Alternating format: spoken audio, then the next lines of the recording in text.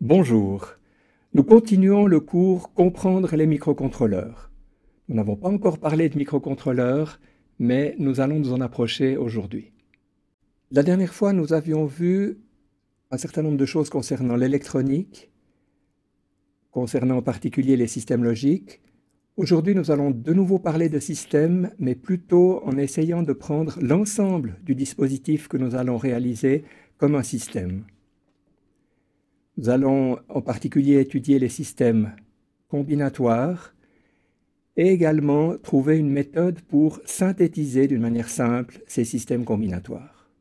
Dans le tableau que vous avez sous les yeux, vous voyez un système dans son ensemble avec tout à gauche les entrées, avec les sorties tout à droite, avec tout un flux d'informations à travers le système. Alors, à l'entrée, il y a le monde physique, il y a donc des grandeurs physiques qui vont pouvoir entrer dans notre système. Et de la même manière, à la sortie, ce sera des grandeurs physiques. Nous sommes connectés au monde réel. Un petit peu plus loin, on a des transducteurs qui vont transformer les grandeurs physiques en grandeurs électriques. Il est en effet beaucoup plus facile de manipuler des grandeurs électriques que d'autres grandeurs physiques. De l'autre côté, de la même manière, on a des actuateurs qui vont repasser du monde électrique au monde de la réalité, aux grandeurs physiques.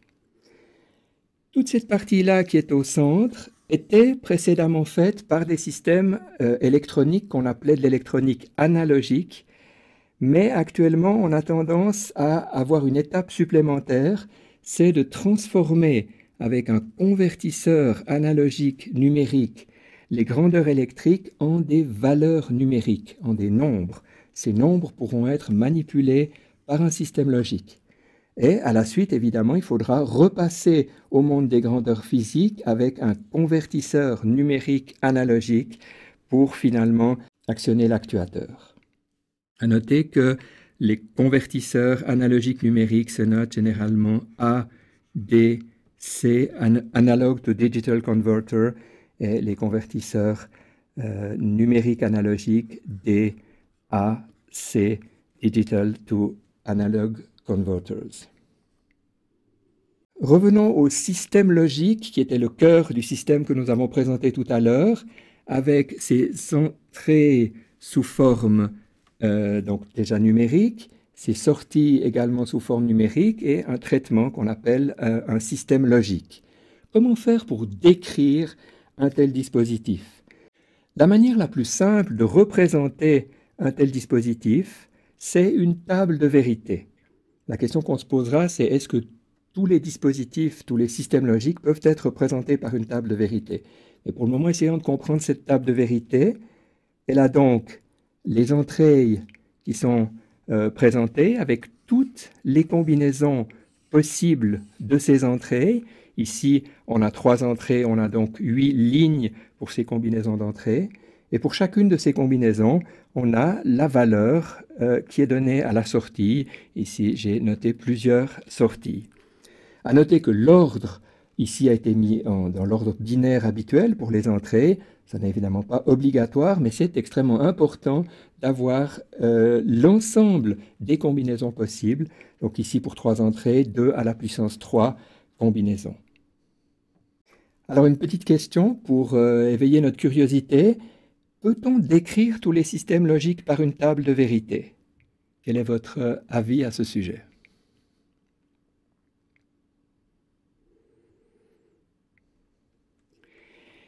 Alors la réponse, c'est non.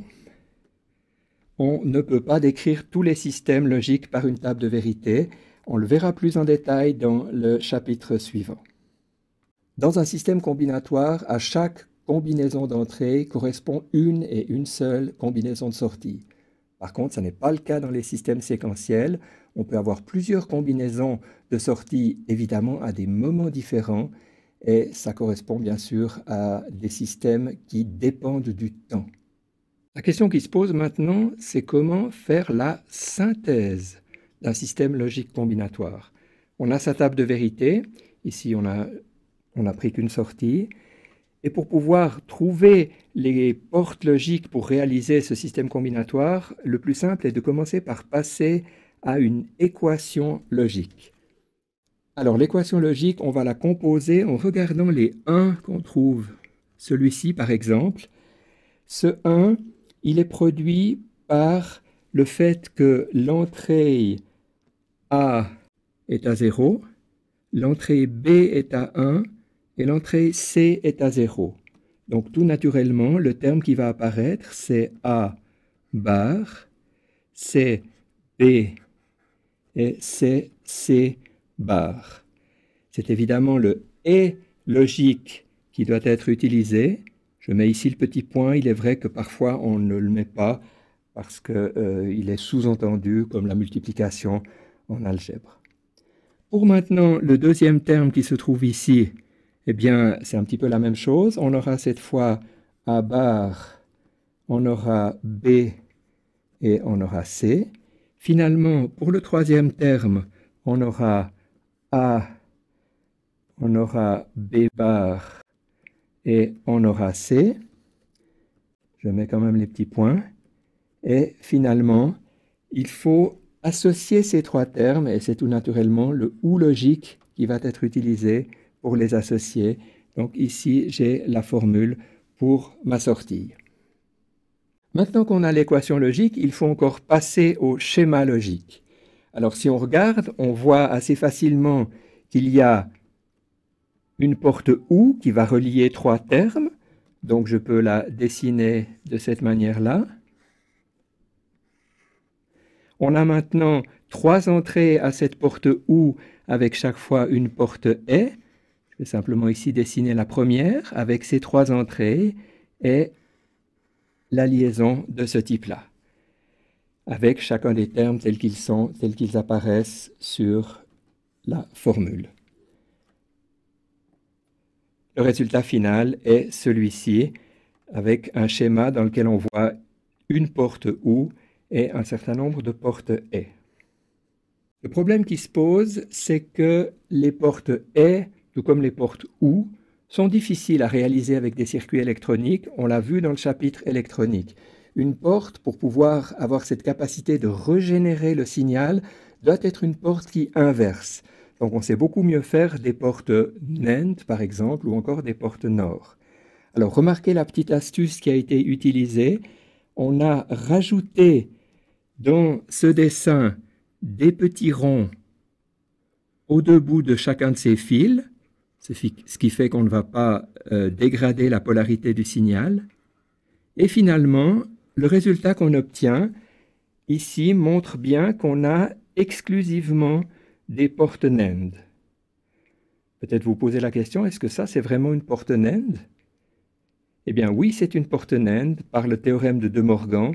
Ici, c'est en quelque sorte l'équivalence entre cette porte et ces portes-là est une expression du théorème de De Morgan qui est bien connu. En résumé, nous avons donc une table de vérité, une équation logique ou un schéma logique qui sont trois manières de représenter un système combinatoire.